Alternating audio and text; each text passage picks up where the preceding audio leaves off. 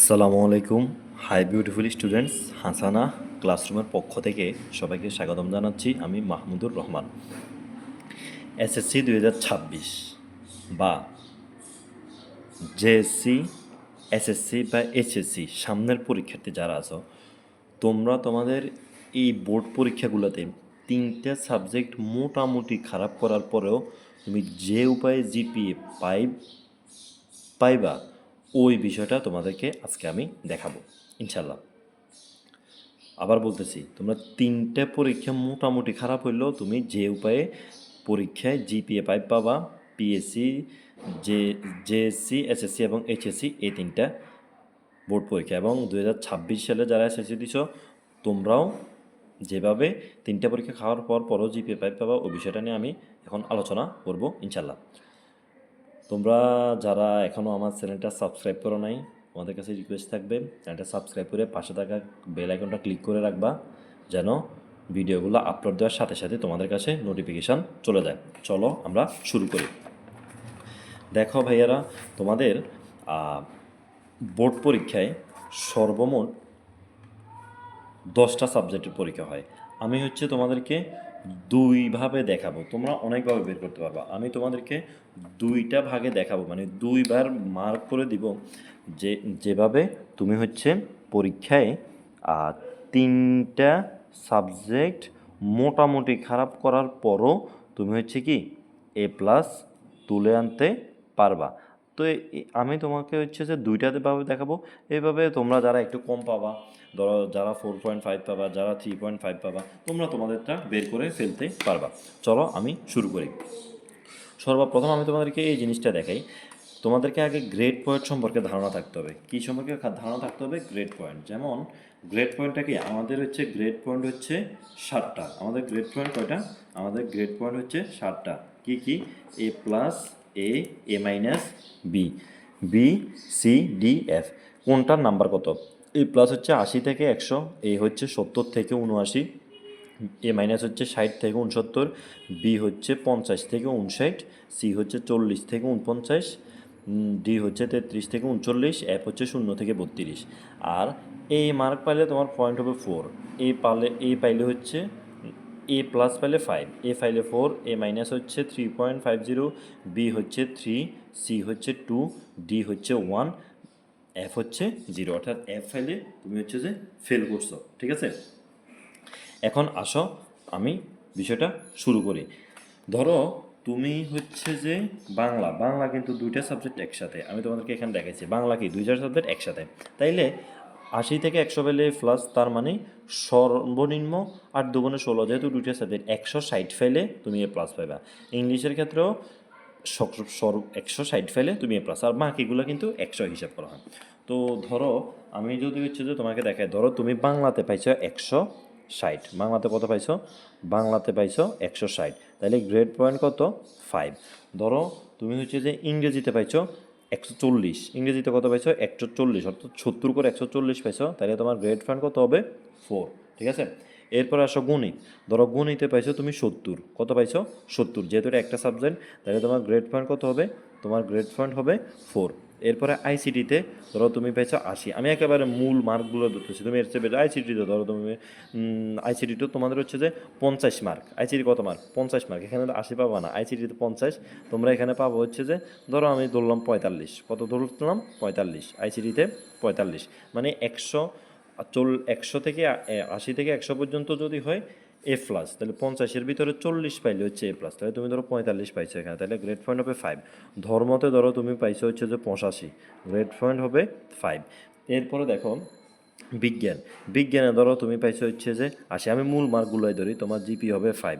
হিসেব বিজ্ঞানে ধরো তুমি পাইছো 70, তোমার পয়েন্ট হবে 4।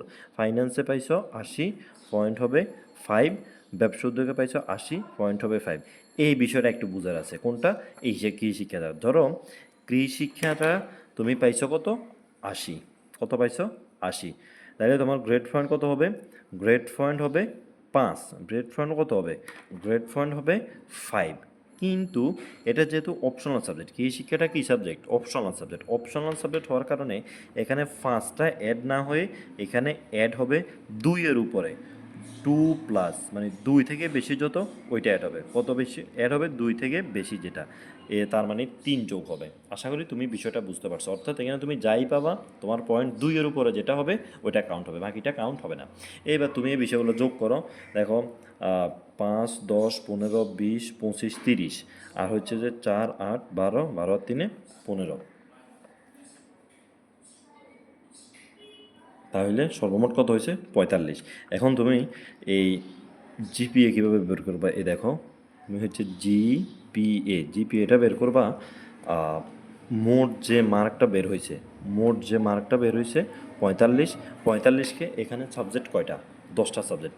এই অপশনাল সাবজেক্টটা হচ্ছে বাদ দিতে হবে। কি বলছি, অপশনাল সাবজেক্টটা বাদ দিবে, তাহলে সাবজেক্ট হচ্ছে 9টা। এই 45কে 9 দ্বারা ভাগ করো, দেখবে তোমার পয়েন্ট ক্যালকুলেটারে 5 চলে আসবে।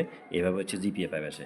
তাইলে তুমি এখানে দেখো, আমি কিন্তু বলছি যারা এ প্লাস পাবে তোমরা তো ভালো করতে হবে, কিন্তু মোটামুটি খারাপ করলেও তুমি এ প্লাস পাবে। অর্থাৎ দেখো তুমি ইংরেজিতে এ পাইছো, গণিতে এ পাইছো, হিসেব বিজ্ঞানে এ পাইছো, 3টা সাবজেক্টে এ পাওয়ার পরও তুমি কিন্তু এ প্লাস উঠাই নিয়ে আসতে পারবা।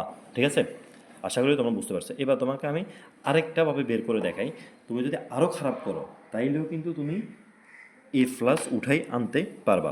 ধরো তুমি বাংলাতে 160 পাইছো, ঠিক আছে, বাংলাতে 160, তাইলে পাবা কত 5, তাইলে কত পাবা 5।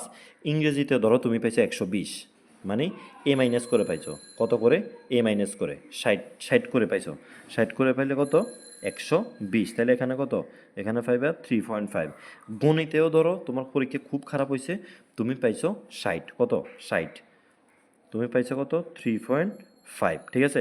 এরপর আসো আইসিটিতে তুমি ধরো আগের মতো 45 পাইছো 5, ধর্মতে পাইছো হচ্ছে যে 85 85, তাইলে 5, বিজ্ঞানে পাইছো 80 85, যাই হোক আমরা এই মানটার উপরে যেটা আছে ওইটা। এরপর হচ্ছে হিসেব বিজ্ঞানটাতে তোমাকে 80 পাইতে হবে, এখানে কত পাইতে হবে 80, অর্থাৎ এ প্লাস আনতে হবে। এরপরে ফাইন্যান্সটা দেখো, ফাইন্যান্সেও 80, তাইলে কত 5। এরপরে ব্যবসা উদ্যোগ দেখো 80, তাইলে কত 5।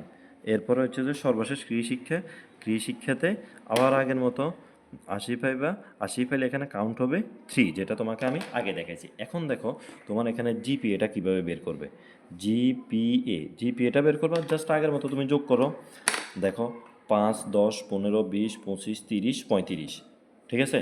আর এই যে 3.5 3.5 7, 7 আর 3 10, 35 আর 10 45, 45কে তুমি 10টা সাবজেক্ট যেহেতু একটা অপশনাল, এটা অপশনালটা বাদ দিবা, 9 দিয়ে ভাগ করবা, তাহলে কত হয়েছে 5, দ্যাটস ইট। এখানে তাহলে তাকাও তুমি, তুমি হচ্ছে যে ইংরেজিতে মাত্র 3.5 করে পাইছো, অর্থাৎ 60 করে পাইছো, তারপরেও তুমি এ প্লাস উঠাতে পারছো ইংরেজি আর গণিতে। অর্থাৎ তুমি 2টা সাবজেক্ট একবারে খারাপ করছো। যারা তোমাদের এ প্লাস টার্গেট, তাদের জন্য খারাপ মানে হচ্ছে কি, তুমি এ প্লাস না পাইলে এ পাইবা, এ না পাইলে এ মাইনাস পাইবা। এটা তো না যে তুমি 50 করে পাবা, বিষয়টা তো এরকম না, তাই না? সো তাহলে দেখো তুমি 2টা সাবজেক্টে এ মাইনাস পাওয়া সত্ত্বেও তুমি কিন্তু 5 উঠাতে পারছো। তো এটার সাথে এটার পার্থক্য তো, তুমি 2টাতে যদি এ মাইনাস পাও তাহলে বাকি যে একটা তুমি এ পাইছিলে, আমরা এখানে কিন্তু 3টে এ পাওয়া সত্ত্বে তুমি এ প্লাস পাইছো। যদি তুমি 2টাতে এ মাইনাস পাও তাইলে তোমাকে ওই বাকি সাবজেক্টটাতেও এ প্লাস পাইতে হবে। অর্থাৎ তাইলে দেখো তুমি যদি 3টে সাবজেক্টে এ পাও তাইলে বাকি 7টা সাবজেক্টে তোমার এ প্লাস পাইতে হবে। এই পদ্ধতিতে তুমি যদি এ প্লাস পাইতে চাও তাইলে 10টা সাবজেক্টের ভিতরে 10টার ভিতরে তোমাকে 7টাতে এ প্লাস থাকতে হবে এবং 3টাতে এ থাকতে হবে। আর এখানে যদি হচ্ছে যে তুমি এ প্লাস পাইতে চাও তাইলে তোমাকে 10-এর ভিতরে 8টাতে এ প্লাস পাইতে হবে। কয়টা? 8টাতে এ প্লাস পাইতে হবে, বাকি 2টাতে এ মাইনাস পাইতে হবে। আশা করি তোমরা আমার বিষয়টা বুঝতে পারছো। এখন যারা এ প্লাস পাবা না, একটু কম পাবা, তোমরা হচ্ছে যে আমি যেভাবে বের করছি, তুমি যে বিষয়ে যে মার্ক পেতে পারো ওইটা, মানে তোমার আশা আছে ওইটা বসাই তুমি যোগ করবা, যোগ করার পরে এখানে যা পাবা 2-এর উপরেগুলো কাউন্ট হবে। এরপরে মোট করে তুমি একটা সাবজেক্ট কমায় দিয়ে 9 দিয়ে ভাগ করবা, তাইলে তোমরা বের করতে ফেলতে পারবা। তো ঠিক আছে ভাইয়ারা, তোমাদের জন্য যারা 26 সালে পরীক্ষার্থী আছো তোমাদের জন্য শুভকামনা। আর যারা এসএসসি এবং এইচএসসি আছো তোমরা এখান থেকে বুঝে নিবে কীভাবে তুমি এ প্লাস উঠাবে কোন কোন সাবজেক্ট থেকে। তো সর্বশেষ যাওয়ার সময় তোমাদেরকে আবার রিকোয়েস্ট করতেছি, যারা এখনও চ্যানেলটা সাবস্ক্রাইব করো নাই, সাবস্ক্রাইব করে পাশে থাকা বেল আইকনটা ক্লিক করে রাখবা। ঠিক আছে ভাইয়ারা, ভালো থাকো, পড়াশোনার সাথে থাকো। আল্লাহ হাফেজ, আসসালামু আলাইকুম।